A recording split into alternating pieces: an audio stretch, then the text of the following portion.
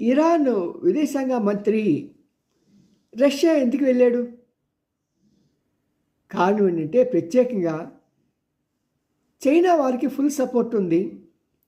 Russia మాత్రం ఆయుధాలు supply చేయలేని స్థితిలో ఉంది. కానీ వాళ్ళ దగ్గర న్యూక్లియర్ వెపన్స్ చాలా ఎక్కువగా ఉన్నాయి. దాని మూలంగా ఏమవుతుందంటే ఏదైనా ఒక డీల్లో మధ్యవర్తిగా నిల్చోపెడితే అమెరికా రష్యా మాటని కాదనలేదు. అందుకని ఇప్పుడు ఇరాన్ వాళ్ళు ఏం చేస్తున్నారంటే రేపటి రోజున జరగబోయే ఈ యొక్క మీటింగ్లో రష్యాకి ఆధిపత్యం ఇచ్చి అగ్రతాంబూలం ఇచ్చి ఆ అగ్రతాంబూలంతో అతను నిలబెట్టినప్పుడు తమ హక్కుల్ని కాలరాయకుండా వాటిని కాపాడుతాడు అనే ఒక ధైర్యంతో ఒక స్ట్రాటజీతో రష్యా వెళ్ళాడు. మరి ఇది ఫలవంతమవుతుందా? ప్రపంచవ్యాప్తంగా ఉన్న విశ్లేషకులు ఏమంటున్నారంటే అవ్వచ్చు, అవ్వకపోవచ్చు. కానీ నాకున్న అభిప్రాయ ప్రకారం ఎప్పుడు కూడా రష్యా తను నమ్ముకున్న వారిని వదిలేయలేదు. ఎందుకంటే రష్యా ఆపద సమయం ఉంది. ఆయుధాలు లేనప్పుడు ఇరాన్ తమ డ్రోన్లు పంపించి షాహిద్ డ్రోన్లు కానీ ఇలాంటి అనేక రకాలైన డ్రోన్లు పంపించి రష్యాని ఎంతో ఆదుకుంది.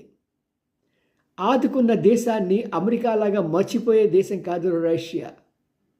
పుతిన్ ఇంకా, ఎందుకంటే మరి అతను ఏ ఒక్క చిన్న సహాయం చేసినా సరే ఆ వ్యక్తిని మర్చిపోయే వ్యక్తి కాదు పుతిన్.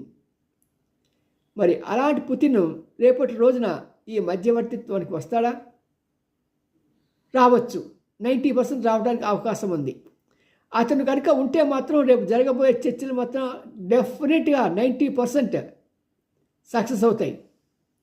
ఇంకా మరి ఈ తిక్క శంకర పిచ్చెక్కితే ఇంకా మనం ఏం చేయలేం. కానీ సాధారణ పరిస్థితుల్లో అయితే డెఫినెట్గా ఈ యొక్క ఇది చర్చలు ఫలవంతం అవుతాయని నేను అభిలషిస్తున్నాను.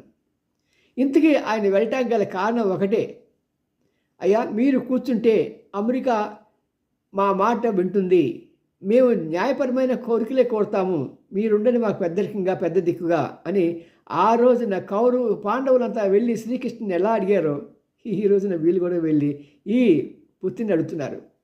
మరి జయంబు నిశ్చయంబురాన్ని పాడుకోవచ్చా? Yes, certainly.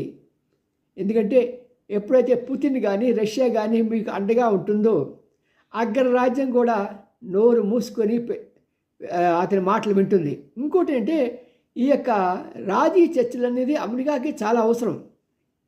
అమెరికాలో పరిస్థితులు చాలా దారుణంగా ఉన్నాయి. ట్రంప్ని ఎప్పుడైతే కాలర్ పట్టుకుని లాగేద్దామనే వాళ్ళు చాలా